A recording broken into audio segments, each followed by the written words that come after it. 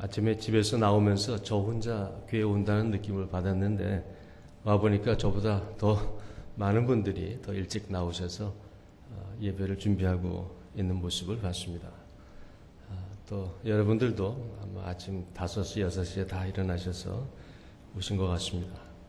오늘 주님의 말씀을 듣고 또 주께 찬양을 드리기 위해서 오신 여러분들의 발걸음을 우리 주님께서 축복하시길 빕니다.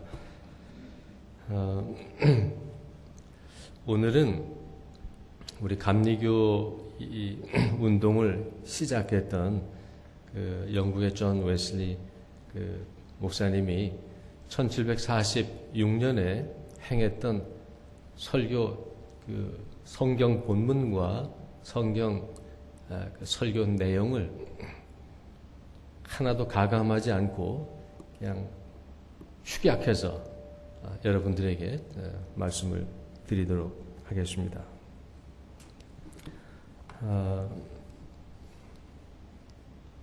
1746년이면 꽤 오래됐네요. 한 260년, 70년 전에 우리 감리교 운동이 한창이었던 시절에 초기 감리교도들에게 웨슬리가 했던 그런 설교입니다. 말라기 3장 7절도 웨슬리가 택한 본문이고 은총의 수단이라고 하는 제목도 웨슬리 설교에 붙여진 타이틀이고 내용도 제가 그대로 했습니다. 웨슬리가 1700년대 입었던 영국 성공의 사제 복만 입히면 여러분들이 웨슬리로부터 똑같은 말을 듣는다고 이제 생각하시고 들으시면 되겠습니다. 은총의 수단이라는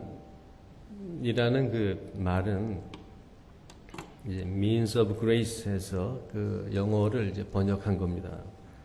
하나님께서 우리 영혼에 필요하다고 생각해서 은총을 주시는데 그 은총을 주시기 위해서 그분이 택하고 정한 그런 수단이란 얘기입니다. 하나님께서 우리들에게 은혜를 주시기 위해서 그분이 지정하신 그러한 수단 혹은 방편, 어떤 은총의 통로, 또 은혜를 기다리고 은혜에 접촉하게 되는 자리, 그런 뜻입니다. 은혜의 자리. 교회는 역사적으로 하나님을 만날 만한 자기들이 판단한 것이 아니라 예수께서 우리들에게 지정해 주신 한 5가지 종류의 은혜를 받는 방편을 교회는 사용해 왔습니다. 하나는 기도고, 하나는 금식이고, 또 다른 하나는 성경이고, 특별히 성경이라고 하는 것은 성경의 말씀을 누가 해석할 때 듣는 일, 그 다음에 들은 다음에는 자기가 가서 성경을 일일이 찾아보고 읽는 일, 그 다음에 그 성경의 말씀을 내 마음과 내 삶 속에 깊이 끌어내려서 내 마음을 담을 만한 그러한 큰 말씀으로 내 안에 끌어내리는 것, 묵상이죠. 그래서 성경을 듣기, 읽기, 그 다음에 깊이 묵상하기, 그 다음에 은총의 방편입니다. 그래서 처음에는 기도, 그 다음에 금식, 그 다음에 말씀, 그 다음에 성찬. 우리 매 주일 저녁마다 우리가 성찬을 합니다. 성찬. 그 다음에 그리스도인들의 대화. 그리스도인들의 대화도 은혜를 받는 방식 중에 하나입니다. 물론 그리스도인들도 대화를 잘못하면 시험에 들고 또 교회가 깨지는 경우도 있습니다만 원래 그리스도인들만의 독특한 대화가 있습니다. 서로를 격려하고 위로하고 누군가를 위해서 함께 이야기해 주는 것. 그리스도인의 대화죠. 그 다음에 선행, 남에게 사랑의 봉사와 섬김을 하는 일, 선행. 이것도 우리가 하나님으로부터 은혜를 받는 자리 중에 하나입니다. 선행은 나를 자랑하거나 내 교만을 쌓거나 하나님 앞에서 내 의의를 드러내기 위해서 하는 게 선행이 아니라 하나님으로부터 은혜를 받는 특별한 자리와 통로로서 우리는 선행을 합니다. 남을 돕는 것은 그분의 은총을 받기 위해서 합니다. 다분히 좀 이기적인 듯한 느낌이 있습니다만 우리 그리스도인들에게 선행은 하나님 앞에 자랑하기 위해서 쌓는 것이 아니라 하나님과 접촉하고 그분으로부터 내게 필요한 위로와 격려를 얻기 위해서 우리는 선행을 합니다. 그래서 교회는 역사적으로 하나님과 접촉하고 우리 영혼을 위해서 그분이 준비하신 은총을 받기 위한 자리로 5가지 종류를 듭니다. 그 이외에도 더 있습니다. 또 때로는 하나님께서 이러한 정해진 자리 말고도 당신이 원하시는 때와 장소에 은혜를 줍니다만은 그러나 보편적으로 이 5가지를 사용합니다. 기도, 금식, 말씀, 성찬 5가지가 아니라 6가지네요. 선행, 또 그리스도인들의 모임과 대화. 오늘 저는 3가지를 말씀드리겠습니다. 왜 하나님께서 이 은총의 방편을 우리들에게 주셨을까? 두 번째는 이 은총의 방편을 어떤 자세로 우리가 사용해야 될 것인가? 세 번째는 무엇을 보면 우리가 이 은혜의 방편을 잘 사용했다고 할 수가 있는가? 뭘 봤을 때 은혜의 방편을 제대로 사용했구나. 이걸 할 수가 있겠는가? 3가지를 말씀드리겠습니다. 첫째, 왜 하나님께서 우리들에게 성경 또 기도하라고 명령하시고 금식하라고 권고하시고 또 왜 성찬에 참여하라고 예수께서 지정하시고 함께 모이라고 하고 선행을 하라고 왜 말씀하셨을까? 우리로 하여금 구원의 완전함에 도달하기 위해서 이 은총의 방편을 주셨습니다. 구원이라고 하는 말이 매번 우리의 입술에 올려져 있긴 합니다만은 그 개념이 좀 애매할 때가 있습니다. 또 성경에서는 이 구원이라고 하는 어떤 상태를 표현하기 위해서 여러 이미지들을 사용하는데 저는 그냥 하나만 택하겠습니다. 많으면 복잡하니까. 우리가 구원받았다. 우리가 구원받은 상태에 들어가 있다. 무엇을 뜻하는가? 구약에 나와 있는 그 제사법의 용어를 빌리면 우리가 하나님에 의해서 흠향되고 하나님에 의해서 연락되어 있다. 연락되었다. 하나님에 의해서 받아들여졌다. 그것을 일컬어서 우리는 구원받았다. 혹은 구원받은 상태라고 얘기합니다. 보통 구약에 흠향이라는 말을 씁니다. 하나님께서 향기로운 제물의 냄새를 맡으셨다는 얘기입니다. 맡는다는 것은 우리 안에 하나님 안에 그 향내가 들어갔다는 얘기입니다.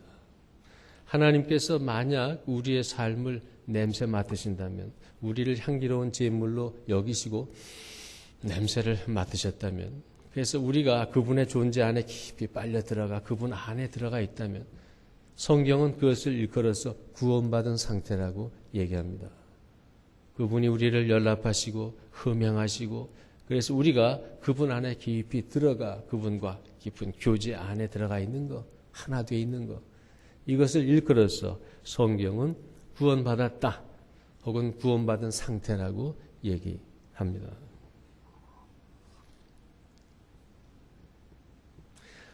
그런데 우리가 하나님에게 이렇게 흠양되려면 그분에게 연락되려면 도대체 제물로서 우리가 어떤 상태여야 되는가? 성경은 우리들에게 얘기합니다. 거룩해야 됩니다. 왜냐하면 하나님께서 이렇게 말씀하셨기 때문에 그렇습니다. 내가 온전한 것 같이 너희도 온전하라. 내가 거룩하니 너희도 거룩하라. 또 이스라엘에게 주신 제사 규정에 보면 너희가 나에게 제물을 드릴 때 그 제물이라고 하는 것은 양만 뜻하는 것이 아니라 그 양을 대신해서 드리는 자기 자신의 삶을 얘기합니다. 모든 제물은 온전하고 흠이 없어야 된다. 우리 자신의 삶을 얘기합니다. 어떻게 우리가 하나님께 연락될 수 있을까? 흠양될 수 있을까? 그분과 하나 될 수 있을까? 만일 우리가 그분처럼 온전하다면, 만일 우리가 그분처럼 거룩하다면, 만일 우리가 그분 보시기에 흠이 없고 온전하다면 우리는 그분에 의해서 연락될 겁니다. 받아들여질 겁니다. 구원 안에 들어가게 될 겁니다.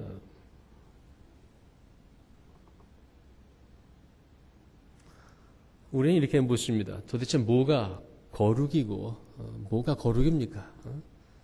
온전하다고 하는데 그 재물의 상태, 우리의 상태가 어떤 것이 그게 온전한 것이고 그게 어떤 것이 거룩한 것이고 하나님이 받으실 만한 상태입니까? 뭐가? 그래서 하나님께서는 우리들에게 율법을 주셨습니다. 뭐가 거룩한 것인지, 뭐가 하나님 보시기에 온전한 것인지, 어떤 것이 당신이 연락할 만한 재물의 상태인지 알려주시기 위해서 생명의 법, 율법을 우리들에게 주셨습니다. 그 율법은 십계명에도 나와 있고 예수님께서 제자들에게 행하셨던 산상수훈, 마태복음 5, 6, 7장 산상수훈에도 나와 있고 성경 도처에 여러 곳에 있습니다. 무엇이 하나님 보시기에 거룩한 건지, 그분이 받으실 만한 건지 그 법이 다 소개가 되어 있습니다. 예수님께서는 이 모든 종류의 율법을 단 두 마디로 압축하셨습니다. 하나님을 사랑하라. 내 이웃을 내 몸처럼 사랑하라. 예수께서는 모든 율법을 이 단 두 마디로 압축하셨습니다. 사랑이라고 하는 것은 모든 율법의 핵심이고 모든 종류의 율법의 대표자입니다. 따라서 분명해졌습니다. 사랑의 삶, 그것이 하나님 보시기에 거룩한 것이고 그게 온전한 삶이고 그분이 받으시기에 합당한 흠없고 온전한 제물입니다. 문제는 누가 하나님이 받으실 만큼 그렇게 완전한 사랑의 삶을 살 수 있겠는가 하는 겁니다. 뭐가 어떻게 돌아가는지는 알겠지만 그러나 어떻게 사람이 스스로 완전해져서 하나님에 의해서 연락될 수 있겠는가? 하나님은 우리들에게 너무 무리한 요구를 하시는 건 아닌가? 너무 스탠다드를 높이 잡아놓고 가야 될 길만 알려주시고 목표만 알려주시고 가는 길은 안 주신 게 아닌가? 그러나 삼위 하나님께서는 우리들을 위해서 아주 놀랍고 복되고 은혜로운 계획을 가지고 계셨습니다. 그분의 계획은 뭐냐 하면 우리를 거룩하게 만들어서 받으시겠다는 겁니다. 우리를 온전하게 만들어서 받으시겠다는 겁니다. 우리를 흠없고 온전한 제물로 그분이 다시 빚고 다시 창조하고 부활시켜서 우리를 받으시겠다는 겁니다. 이게 복음입니다. 하나님께서 우리를 당신이 연락할 만한 제물로 만드시고 우리를 받으시겠다. 이런 하나님의 놀라운 계획이 우리들에게 복된 소식입니다. 거룩하지 않으면 하나님께 갈 수 없습니다. 복된 소식은 그분이 우리를 거룩하게 만드시겠다는 겁니다. 그리고 우리를 받으시겠다는 겁니다. 삼위 하나님께서 어떻게 그 일을 행하셨습니까? 어떻게 우리를 거룩하게 만드시겠다는 당신의 복된 약속을 어떻게 실행하셨습니까? 아버지 하나님께서 아들 예수 그리스도를 보내셨습니다. 그리고 예수 그리스도가 우리의 죄를 지고 우리의 대속의 제물로 죽고 보혈의 피를 흘렸습니다. 대속의 피를 흘렸습니다. 하나님께서 성령을 우리들에게 보내셨습니다. 성령께서 아들의 보혈의 피를 우리들에게 뿌려 우리를 정결하게 하셨습니다. 그리고 우리 마음속에 성령께서 거하시게 됐습니다. 그리고 그 성령 예수 그리스도 안에 있었던 그 마음이 우리 안에서 우리로 하여금 사랑의 법을 행하도록 격려하고 우리를 도우십니다.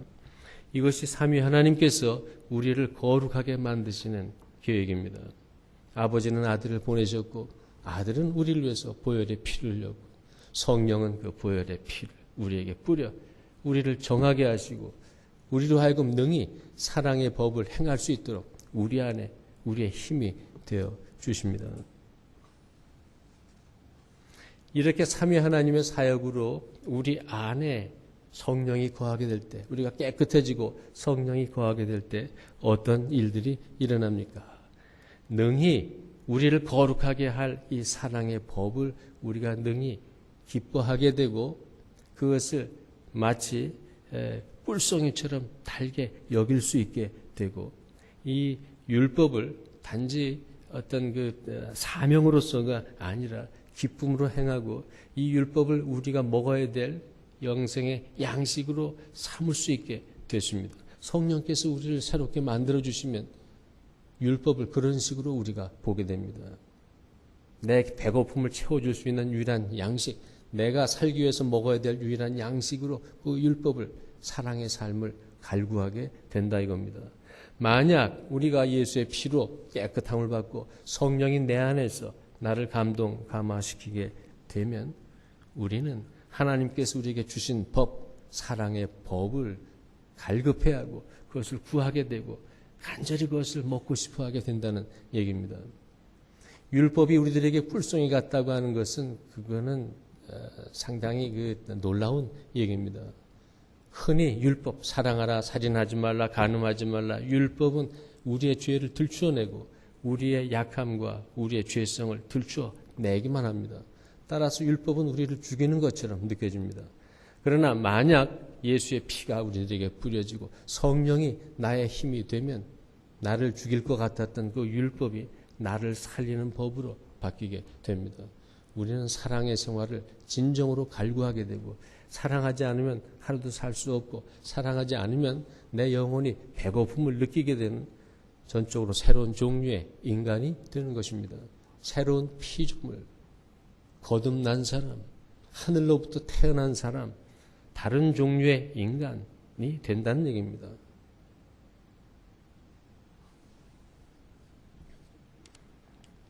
문제는 어디에서 예수 그리스도의 피가 뿌려지고 어디에서 성령께서 우리와 만나서 우리를 감동시키고 감화시키는가?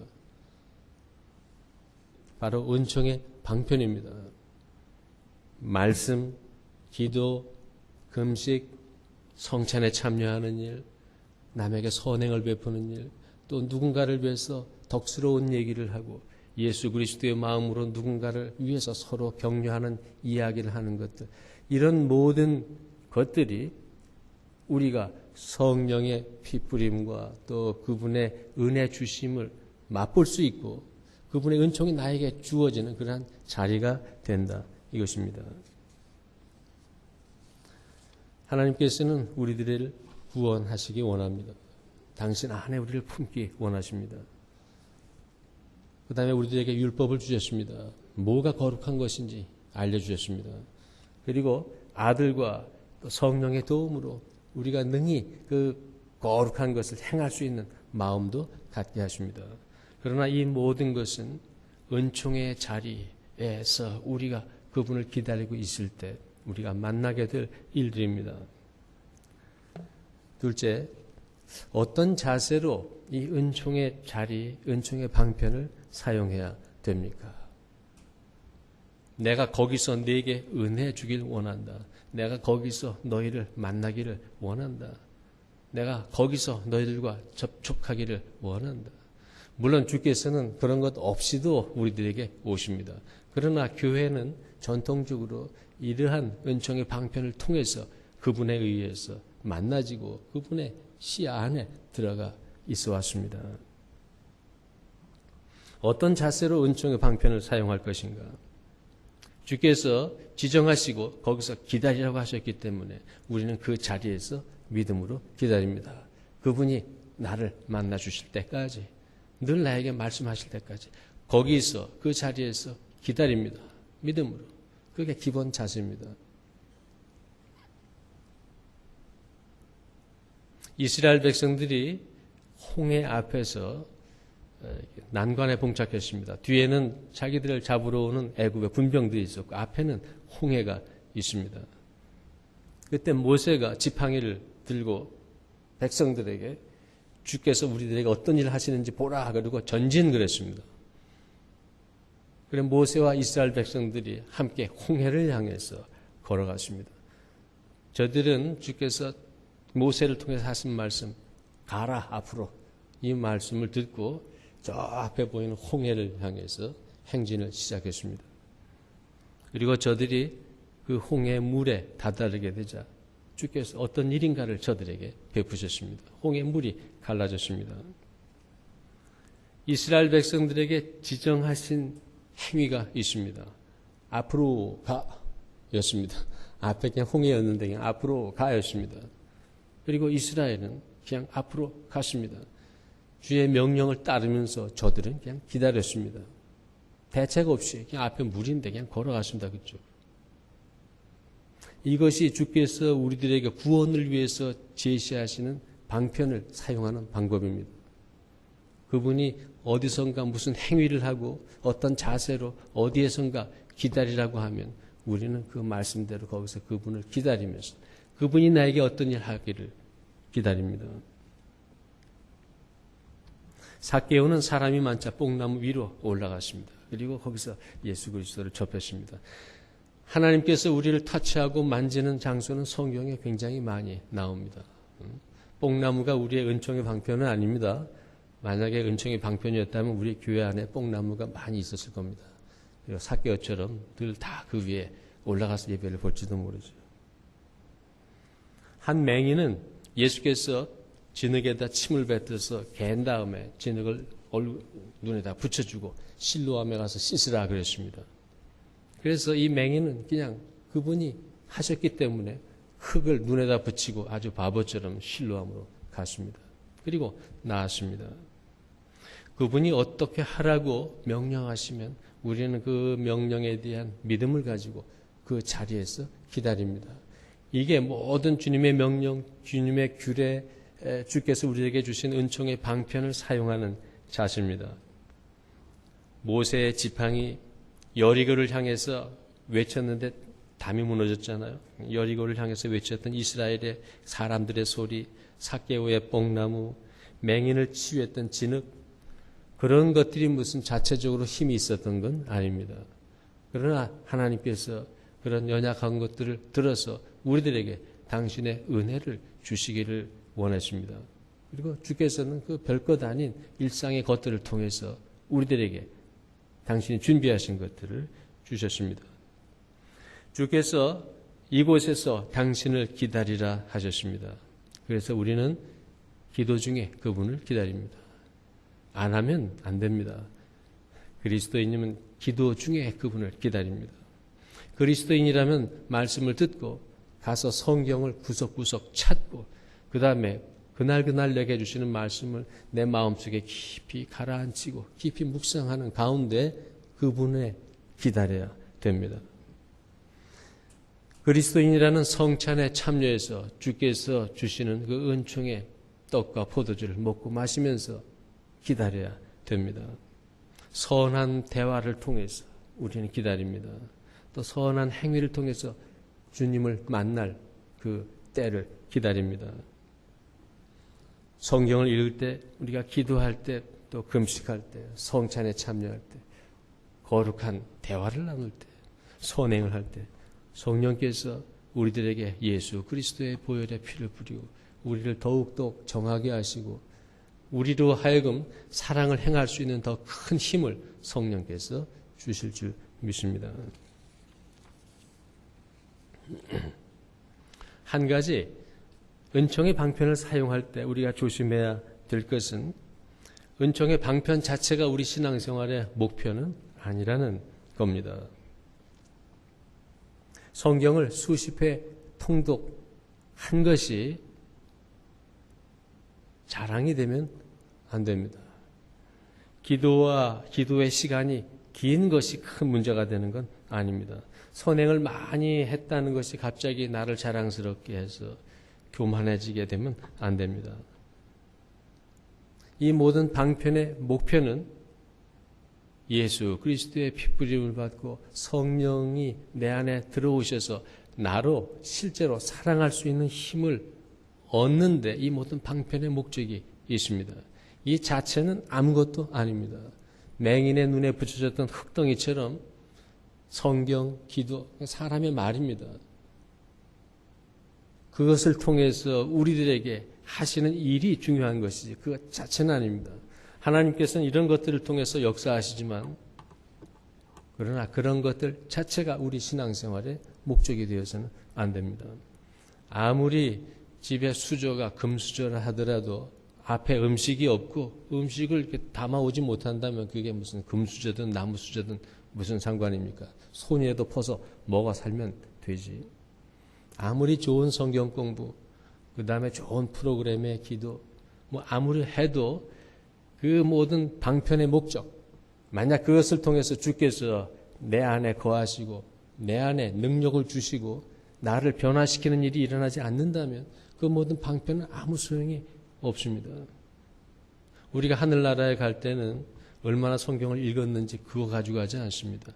그렇게 많은 방편, 그렇게 많은 은총의 자리에 앉아서 내 안에 얼마나 많은 사랑이 쌓여 있는지 그거 사랑의 무게 가지고 가는 것이지, 그런 수단과 방법 그걸 가지고 하나님 앞에 내세울 건 아무것도 없습니다.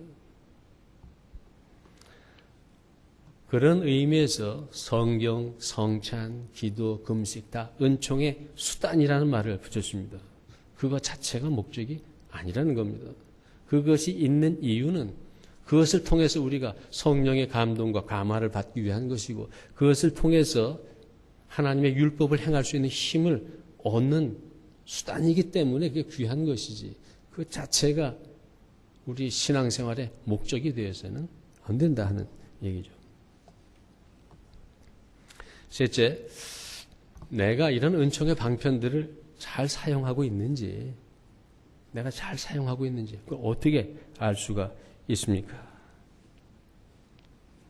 모든 은총의 방편의 목적은 하나입니다. 내가 하나님이 주신 사랑의 법을 수행할 수 있는 힘을 그분이 내게 주시기 위해서 방편을 지정하신 겁니다. 따라서 내가 진정 사랑할 수 있게 됐나를 보면 방편을 잘 사용했는지 알 수가 있습니다. 우리 안에 스스로 자문해 보면 됩니다. 예를 들어서 고린도전서 13장을 한번 제가 읽겠습니다.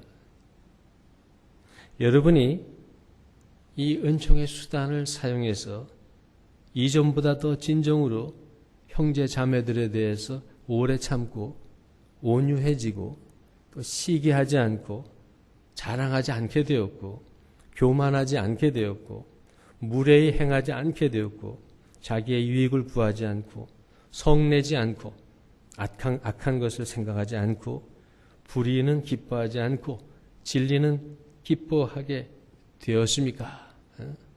이거는 누가 알 수 있는 것은 아니고 저마다 자기의 하나님이 주신 양심의 빛으로 자기의 마음을 샅샅이 훑어보면 됩니다. 예전보다 더 이런 일이 내 안에서 가능해졌습니까? 내가 믿기 전보다 믿은 다음에, 그 다음에 작년보다 올해 내가 더 이런 일을 할 수 있게 되었습니까? 만약 그렇다면 여러분은 제대로 은총의 방편을 사용한 겁니다. 제대로 기도한 것이고 제대로 말씀드린 것이고 제대로 성경을 보고 제대로 형제들과 자매들과 거룩한 대화를 나눈 겁니다. 제대로. 그러나 아무 변화가 없었다면 여러분은 방편을 제대로 사용하지 않은 겁니다. 하나님께서 주신 목적과 취지대로 쓰지 않은 겁니다. 여러분이 심령이 예전보다 더 가난해졌습니까? 나 자신의 죄와 연약함에 대해서 예전보다 더 애통해하게 됐습니까? 아니면 다 잊어버렸습니까? 예전보다 내가 더 온유하게 되었습니까? 예전에 그러지 않았는데 이제는 의로운 것에 대해서 줄이고 목말라 하게 됐습니까? 남을 더 깊이 이해하고 긍휼히 여길 수 있게 되었습니까? 여러분의 마음이 예전보다 더 청결하게 됐습니까? 오른뺨을 때린 자에게 왼뺨을 내어줄 수 있게 됐습니까? 오른손이 하는 것을 왼손조차 모르도록 그렇게 은밀히 선행을 할 수 있게 되었습니까? 원수를 사랑하고 우리를 핍박하는 자를 위해서, 저들을 위해서조차 기도할 수 있게 됐습니까? 감히 그런 일을 할 수 있게 됐습니까? 그것도 명령 때문이 아니라 진실로 내 마음이 기뻐서 원해서 그렇게 됐습니까? 그런 변화가 우리들 안에 일어났다면 우리는 제대로 기도하고 제대로 성경을 읽고 제대로 성찬을 받고 제대로 선행을 한 겁니다.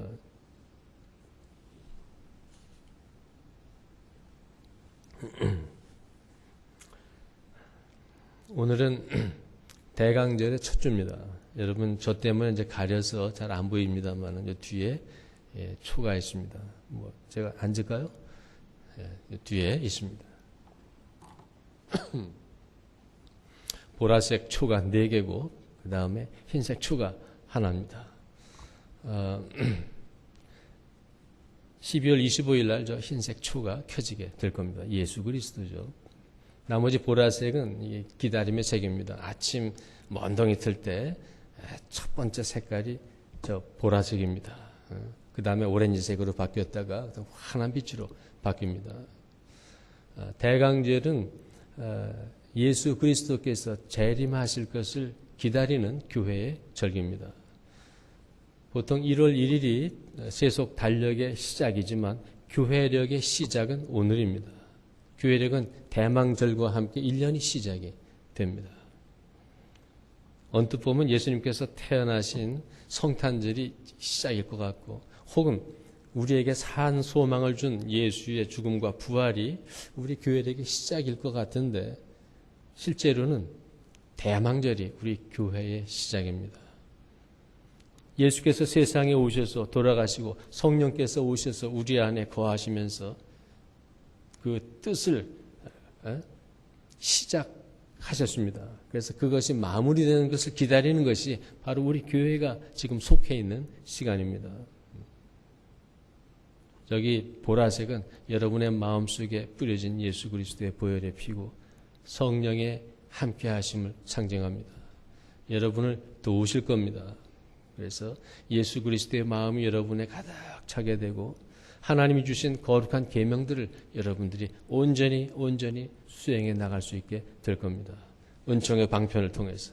그리고 나중에 여러분들은 저 흰색 초같이 완전히 예수 그리스도와 연합해서 예수 그리스도의 몸으로 세상에서 변하게 될 겁니다.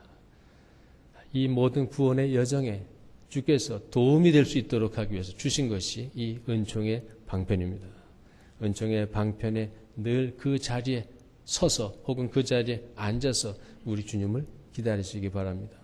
성령께서 예수 그리스도의 보혈의 피를 여러분들에게 뿌려 정하게 하실 거고 예수 그리스도의 마음 성령께서 여러분 안에 거처를 잡으시고 여러분들로 하여금 사랑의 법을 능히 실천할 수 있도록 그분이 도와주실 겁니다.